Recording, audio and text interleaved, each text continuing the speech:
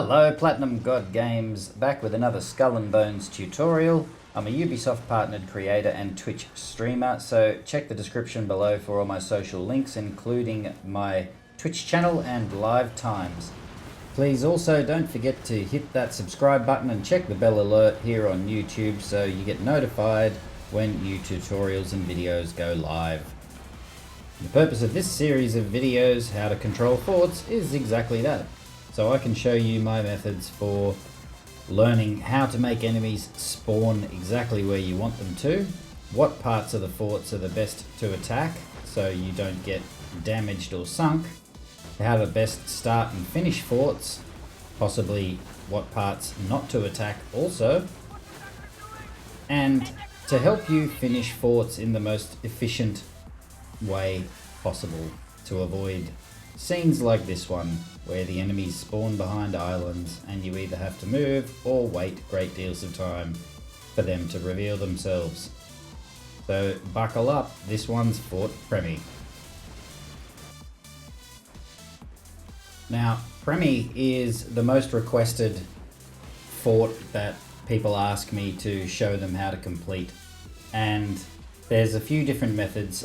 This particular method, I will be destroying the walls using my Garuda lightning build. You can find a link for that in the comments section. Now, just beyond this island, so just behind my ship, is where the outskirts of the arena will be. So if you are not inside that circle, the fort plunder will not begin if you start attacking. Now, given that this is Fort Premie, check the ships around you because you want to identify any grenadiers if there are. They will cause flooding damage very, very quickly.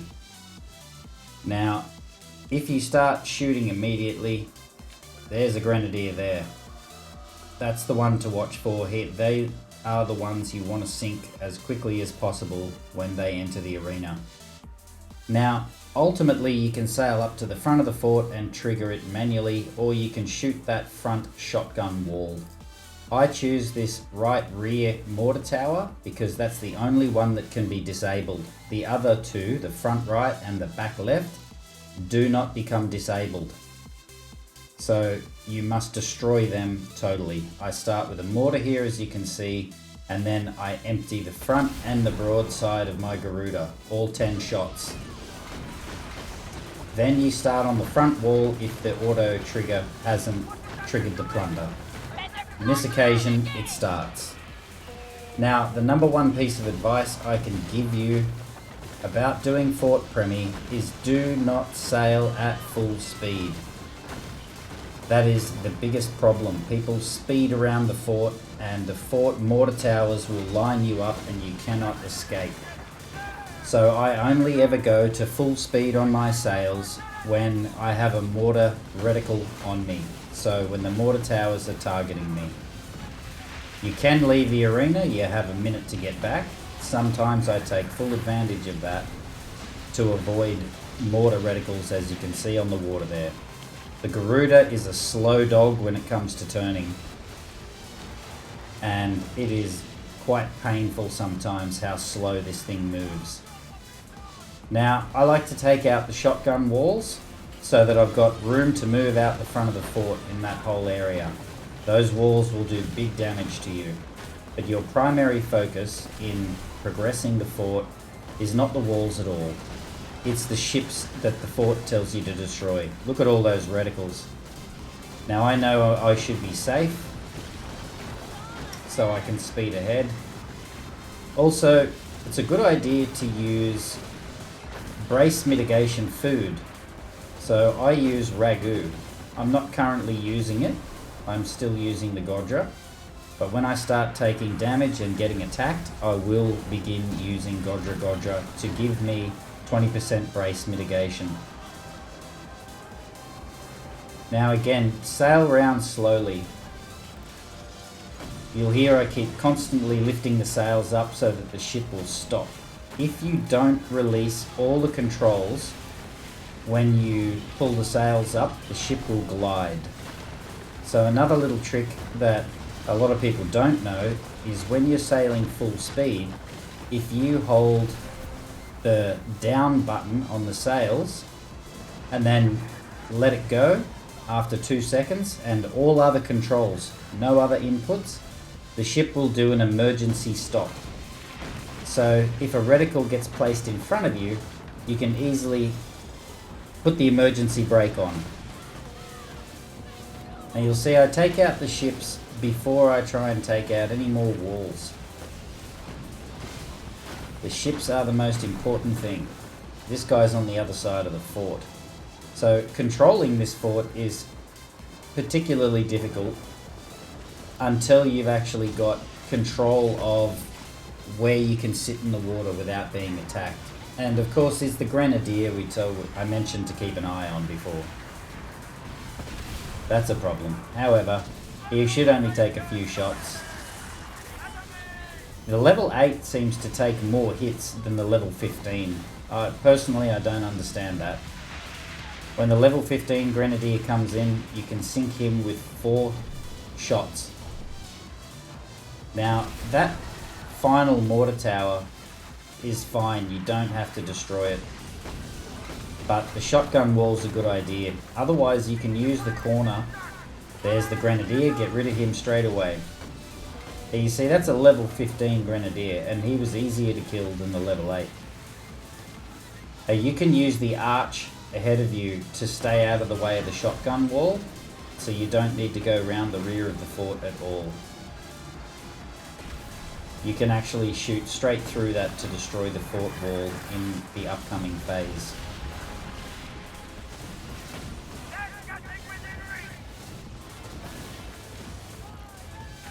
Most of the broadsiders only take about 3 shots from the Garuda, especially if you're hitting that rear weak point, the big box towards the back of the ship. The grenadiers are obvious because they have the red weak point at the front of the ship. Now because I'm in this particular ship, I don't care, I'll destroy all the walls. This Garuda does such big damage, it doesn't matter. But you don't necessarily have to destroy that tower or the shotgun wall because you've already cleared the front. There's another little trick I'll add here also, is that you can actually fake out the tower.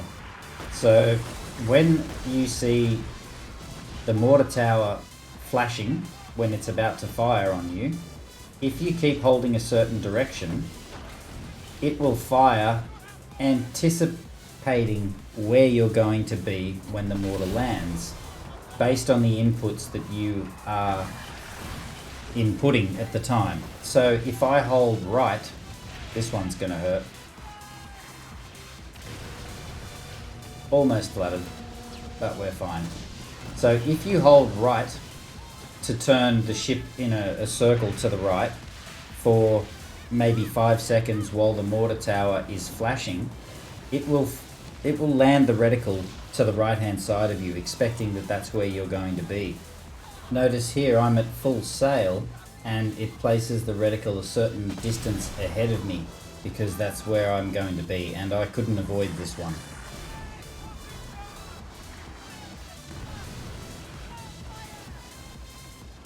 The game's been programmed in such a clever way so that it's anticipation of what you can avoid and what you can't avoid and where it places its attacks. Very, very clever.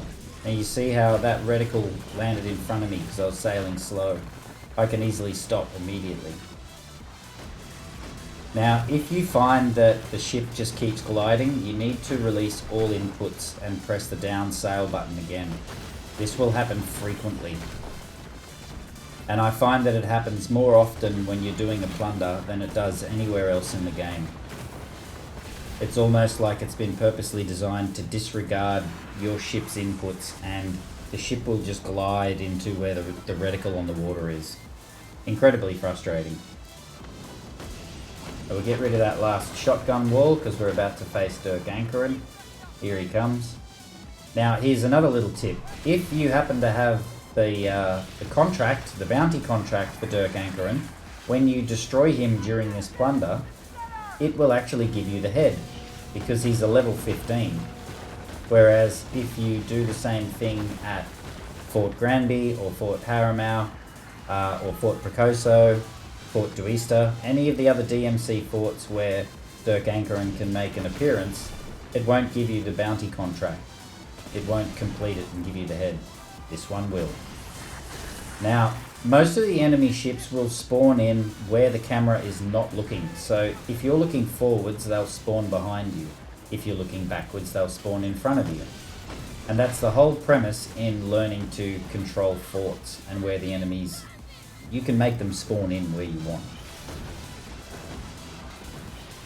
Now, I have to stay on the back foot here with Dirk because the game likes to put the ships that are entering the arena with a tailwind and make it so you're in a headwind, meaning that you can't make a fast getaway. You see how where he was coming from, he had the tailwind, I had the headwind. Very dodgy. But once you know that, you can learn to keep an eye on the wind and make sure that you're pretty much never facing a headwind. He's giving me flooding damage here, so we'll get moving and remove that with a restoration kit, so that we don't get severe damage, shortening our life. Now, in most occasions when you do this fort in the Garuda, or any other ship besides a snow, when you have more than 2 contracts, or 2 or more, you will be encumbered as soon as it finishes. And the last 2 ships that usually enter the arena are actually level 16s, a sharpshooter and either a broadsider or a grenadier. And the grenadier, 2 hits from his 4 mortars will flood you. It will break your brace and flood you. And there they are. So you want to get rid of the sharpshooter straight away. 2 hits from him with his cannonball will break your brace and take 3/4 of your life. The next shot from him will kill you or sink you, and coupled with the grenadier there, they will end you in seconds. And you want to try and get rid of these guys before the fort completes, because you're going to be encumbered, so you're not going to be able to travel any more than 4 knots or 6 knots. So if you don't get rid of this guy, you're in trouble. If you're not encumbered, it doesn't matter, but most of the time you will be.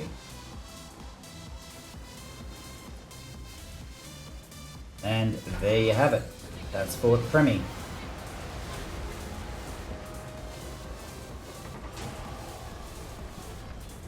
Huh, awesome. We actually got an upgrade part during this plunder too. Now, I have another video that shows an alternative method for completing Fort Premie. If you have a different ship, or you don't have a ship powerful enough to destroy all of the walls like my Garuda here, then check out the alternative method. They both take about the same time. They both take about 11 minutes.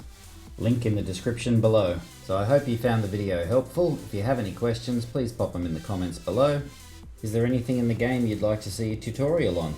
Again, let me know in the comments. I also stream live on Twitch. Check the description below for live times. Also, don't forget to hit that subscribe button and check the bell alert so you know when new videos go live. I'm Platinum God Games. Until next time, game like a god.